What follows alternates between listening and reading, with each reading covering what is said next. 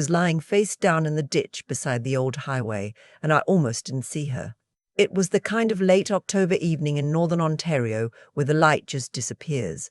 1 minute it's grey dusk, the next it's black, and I had my high beams on because of the deer. I was coming back from my sister's place in Sudbury, the same drive I'd made 100 times, and I was thinking about nothing in particular. The leftover soup she'd sent me home with, whether I'd remembered to leave the porch light on. Then I saw her jacket, red, bright red, crumpled against the frozen mud at the edge of the road. I pulled over before I even made the decision to. My body just stopped the car. She was conscious, barely. When I knelt down beside her, she grabbed my wrist with her good hand. Her other arm was bent at an angle I didn't want to look at too long, and she looked up at me with eyes that were trying very hard to stay open. "Don't call him," she said. "Please, don't call my husband." I didn't know who she was yet. I didn't know she was my daughter-in-law. Her name was Wren. She'd married my son, Colin, 14 months before, in a small ceremony at a conservation area outside Barrie. I hadn't attended. Colin and I had been estranged for almost 2 years by then, a fact that lived in my chest like a stone I'd gotten used to carrying. I had never met Wren. I had seen 2 photographs, both from Colin's social media, both showing a young woman with dark hair and a careful smile standing slightly apart from whoever she was photographed with, like she'd learned not to take up too much space. I recognized her from those photographs while I was driving her to the hospital. I said her name out loud, almost without meaning to, and she turned her head slowly and looked at me from the passenger seat with that careful, searching expression. "How do you know me?" she asked. "I'm Colin's mother," I said. She was quiet for a very long time after that, long enough that I glanced over to make sure she was still conscious. Then she said in a voice so low I had to lean toward her, "He told me you were dead." "I'm 63 years old. I've lived in the same house in Elliott Lake for 31 years, raised 2 children largely on my own after my husband passed, ran a bookkeeping business out of my spare bedroom for 2 decades, and I am not easily surprised. I have seen enough of life to know that people are capable of extraordinary cruelty, particularly toward the people they are supposed to love. My own mother taught me that. My sister Bev will tell you I'm the least dramatic person she knows. She'll also tell you I have a temper that takes a long time to arrive, but once it does, it doesn't leave quietly. What Colin told his wife about me, that I was dead, that I didn't exist anymore, that arrived inside me the way cold water does when you fall through ice, sudden, total. Like the world reorganizing itself around a new and terrible fact. I kept driving. I kept my voice even. I told Wren that I was very much alive and that we would talk about all of it later. But first, I needed her to tell me what had happened to her arm and why she'd been lying in a ditch on Highway 17 at 7 o'clock on a Thursday night. She told me. Not all of it. Not that night. But enough. Colin's wife had a mother-in-law, not me. His wife's mother, a woman named Philippa, who had inserted herself into their marriage the way certain plants do into concrete, slowly, relentlessly exploiting every small crack until the structure itself begins to give. Wren had been married before, briefly, in her mid-20s. No children. Philippa had never forgiven her for it. She'd called Wren damaged goods to her face at the first family dinner after the engagement. Colin had laughed it off, called his mother-in-law old school, said Wren was too sensitive.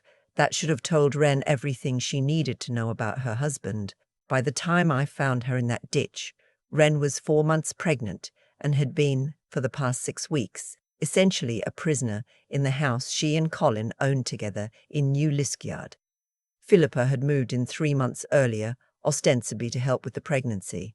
She had taken Wren's car keys. She had read Wren's messages. She had told Colin that Wren was unstable, emotionally volatile, a danger to herself and to the baby. And Colin, weak, conflict avoidant, terrified of his mother-in-law in a way he'd never been willing to examine, had believed her, or had chosen to believe her. I've spent a lot of time since then thinking about which one of those is worse. Wren had left the house on foot that afternoon while Philippa was napping. She'd walked almost 4 kilometers before her ankle gave out on the gravel shoulder, and she'd fallen into the ditch, and then it was dark. And then I found her. I just needed to get to the highway, she told me in the emergency room at Health Sciences North, her arm in a temporary brace while we waited for the X-ray results. I thought if I could flag someone down, I could get to a phone. What about your phone? I asked. She looked at me with an expression I recognized. The expression of someone who has said something true and not been believed so many times that they've stopped expecting belief. Philippa took it, she said. She said I was using it to contact men. My son did not come to the hospital that night. When the emergency room staff called the number Wren gave them, the house number, the only one she had memorized, Philippa answered.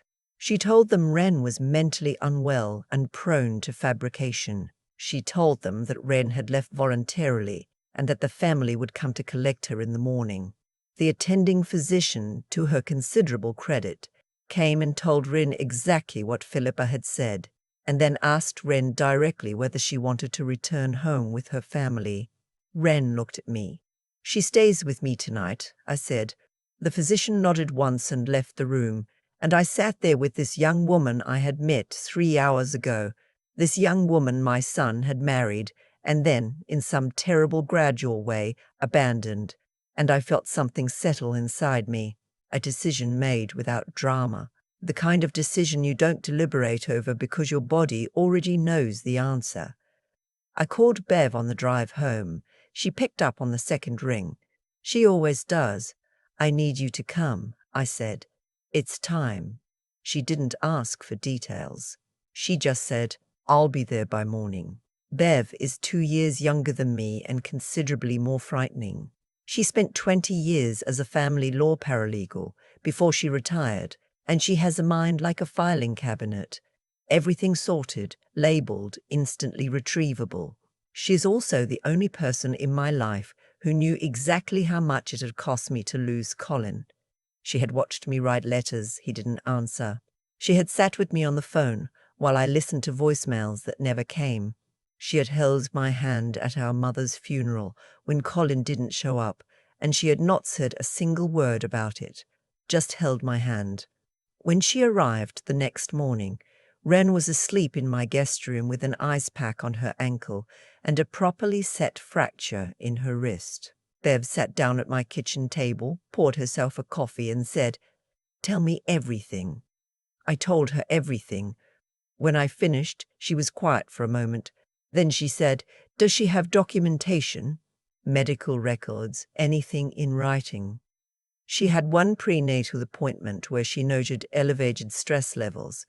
She says the midwife wrote something in the file. That's a start, Bev said.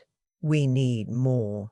She took out the small notebook she keeps in her jacket pocket. She has kept a notebook in her jacket pocket for as long as I can remember, and she started writing. Wren woke up at nearly noon. She came downstairs slowly, one hand on the railing, and stood in the kitchen doorway with the look of someone who isn't sure whether the safe place they've landed is real or temporary. I told her to sit down. I put toast in front of her. I introduced her to Bev. Then I said, as gently as I knew how, "I need you to tell me about the first pregnancy." She looked at me for a long moment. "Colin told you," she said. "No," I said. "Colin told me nothing. Colin told me I was dead. I'm asking because I need to understand what we're dealing with."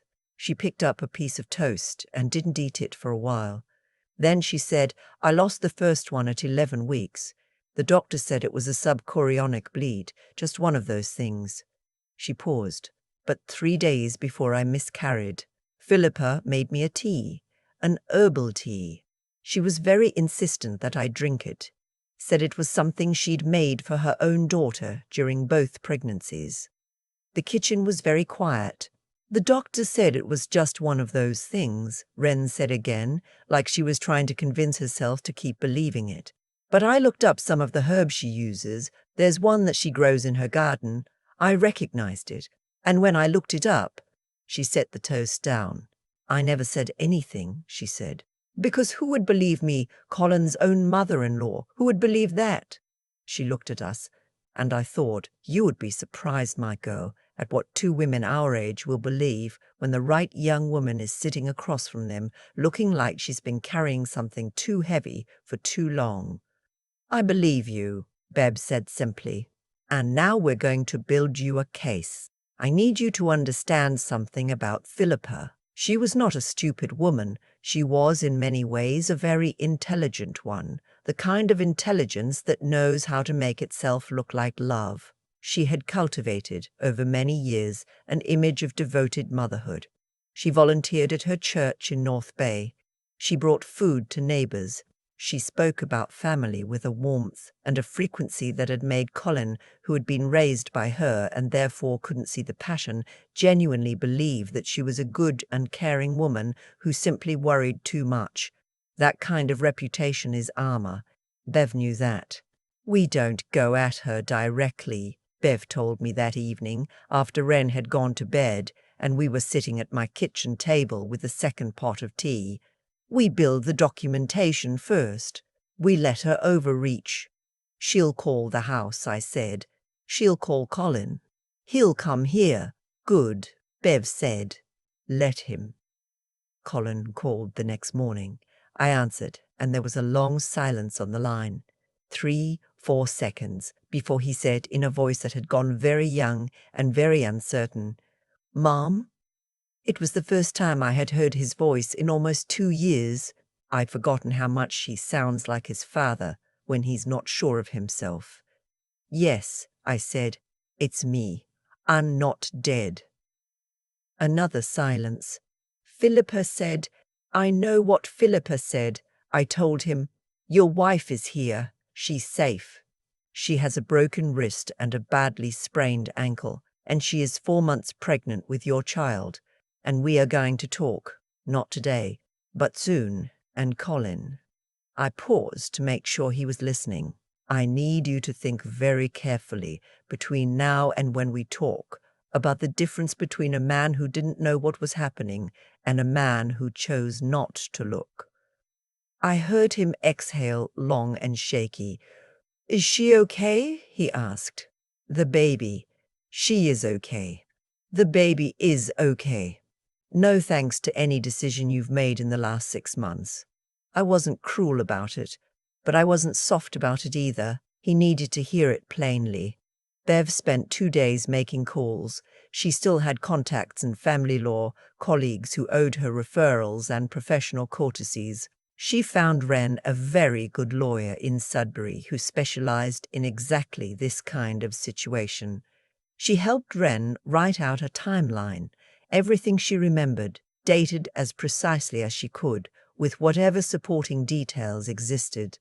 The prenatal records, the midwife's notes, the name of the herb, a text message recovered from an old backup Wren had on her Gmail account, in which Philippa had written 2 days before the miscarriage, "I've been making you that tea every day, you just don't know it.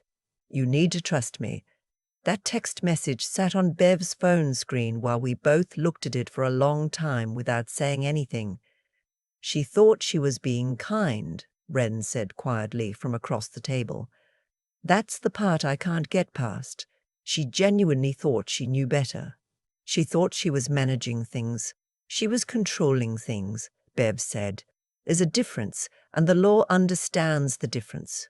Philippa arrived at my door on the 4th day. I had expected this. She drove 3 hours from New Liskeard alone, and she knocked on my door at 10 in the morning with the composed expression of a woman who has decided she is in the right and intends to make that clear to everyone involved. I opened the door. I did not invite her in. She looked at me for a moment with an expression I recognized, the look of someone recalibrating, reassessing, revising a story she'd already told herself about how this encounter would go. "Ren needs to come home," she said. "Ren is home," I said. "She's not well. She's not capable of making. She's sitting at my kitchen table eating oatmeal and meeting with a family law attorney via Zoom," I said. "She seems quite capable to me." Philippa's expression shifted, just slightly, the warmth in it, the practiced, habitual warmth, cooled by about 10 degrees. "You don't know what's been going on in that house," she said. "No," I said. "I don't.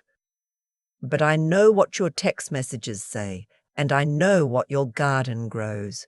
And I know that my daughter-in-law has been waiting for someone to believe her." She started to say something. I held up my hand. "I want you to leave my property," I told her. "And I want you to understand that if you contact Rin directly through any channel, that will be documented and given to her attorney. Do you understand me?" She stood there for a moment. The composed expression was working very hard now, holding everything together.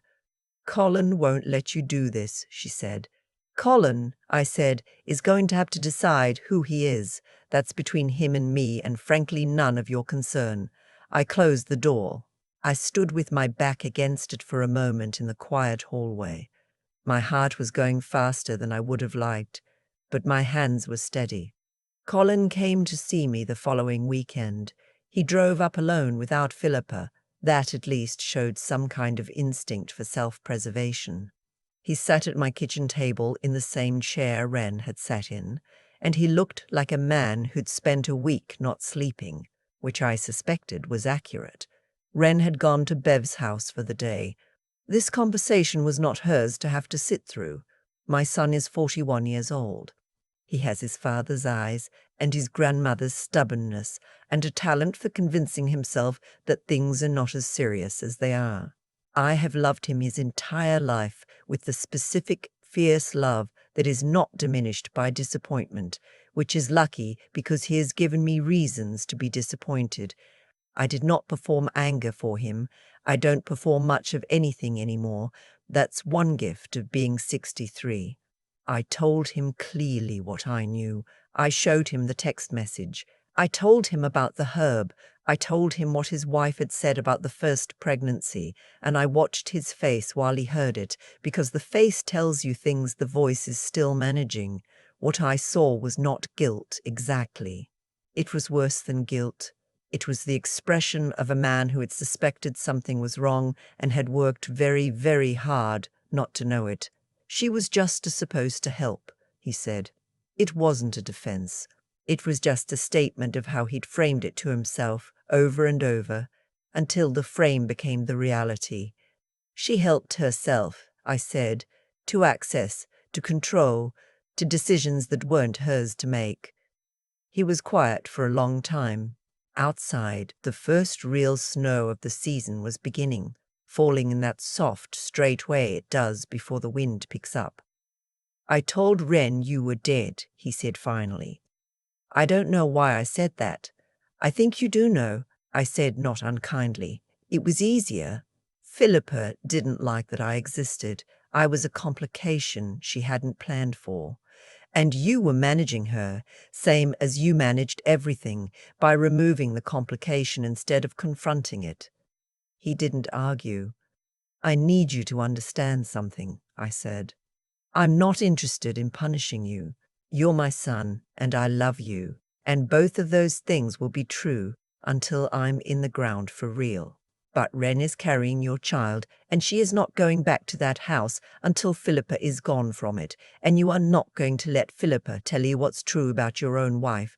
And if you can't make those two promises, then we have a much longer conversation ahead of us." He nodded slowly. Then he put his face in his hands, and he stayed like that for a while. I let him.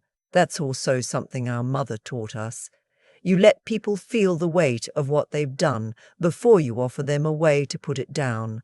What followed was not simple, and I won't pretend it was. Philippa didn't go quietly. She called Colin twice a day for 3 weeks.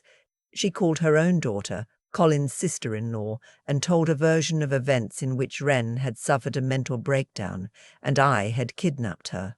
She posted vague, wounded things on Facebook about betrayal and family loyalty.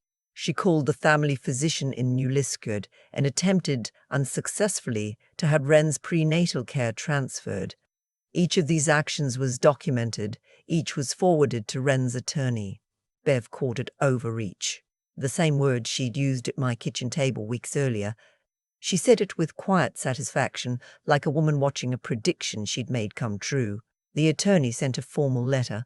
Philippa retained her own lawyer. There were 3 weeks of back-and-forth correspondence during which, Bev informed me, Philippa's position deteriorated steadily as the documentation mounted.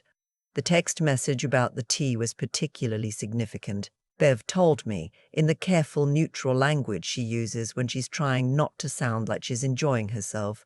Her lawyer is having a difficult time explaining that one. In the end, Philippa agreed to a formal no-contact arrangement with Wren.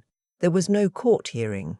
There was, as far as I know, no acknowledgement of wrongdoing.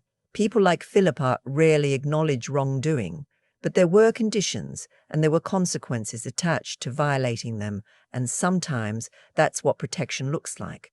Colin moved back into the house in New Liskeard after Philippa left. He and Wren are in couples counselling.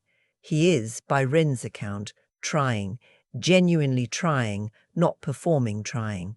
She told me this on the phone 2 months after she'd left my house, and I heard in her voice the particular caution of a woman who has been hurt enough times to be careful with her hope, and I understood it, and I didn't ask her to be more certain than she was. "Take your time," I said. "There's no hurry.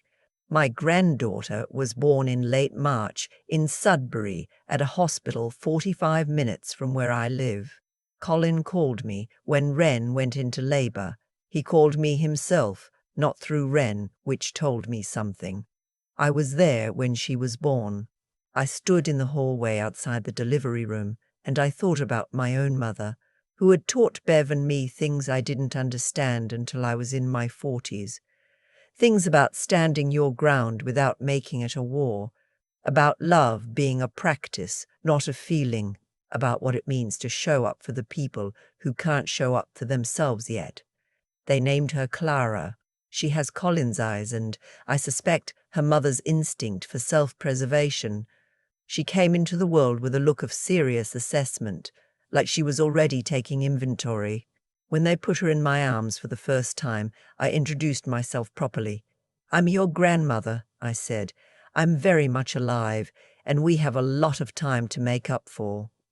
I keep thinking about the moment Wren said, "He told me you were dead," not because it hurt, though it did, in a way that took a few days to fully arrive, but because of what it revealed about how quietly things can go wrong inside a family. Not with a single dramatic betrayal, but with 100 small choices to look away. What happened to Wren didn't happen all at once. Philippa didn't walk into that house and announce what she intended to do.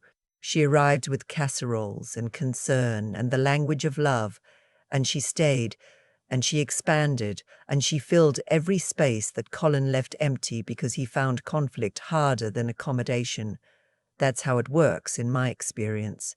Harm rarely announces itself. It settles in slowly, wearing the clothes of care. I thought a lot about what made the difference. Not for Wren, though I'm grateful every day that I happened to be on that highway. I mean what made the difference in how Bev and I were able to help her. And I think it comes down to 3 things that our mother, without ever naming them, spent our entire childhoods building into us. The first is simply knowing right from wrong and being willing to act on it even when it's inconvenient. When I saw Wren in that ditch, I could have called for help and driven on. She wasn't my problem yet. But something in me, the part my mother put there, didn't allow for that calculation. You don't leave a young woman in a ditch in October in northern Ontario. You just don't. That's not a rule you look up. It's something you either have or you don't, and I'm grateful I had it. The second is the willingness to think clearly when everything in you wants to react. Bev is better at this than I am. She's the one who said we don't go at her directly when I was ready to do exactly that. She's the one who understood that Philippa's greatest weakness was her own certainty, that she would overreach if we gave her room to. That kind of thinking doesn't come from nowhere. It comes from years of paying attention, of understanding how people work, of not letting emotions swallow strategy whole. I had to learn to trust that, to slow down when everything was pulling me towards speed. The third is the one that's hardest to talk about without sounding like a fortune cookie, but I'll try. It's just staying in it. Not giving up when Colin didn't answer my letters.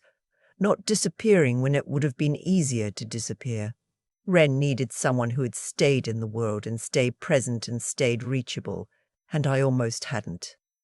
There were years when I very nearly stopped trying. I'm glad I didn't. Clara is nearly 8 months old now. She grabs my finger when I hold her and looks at me with that serious, assessing expression she was born with. I think she's going to be fine.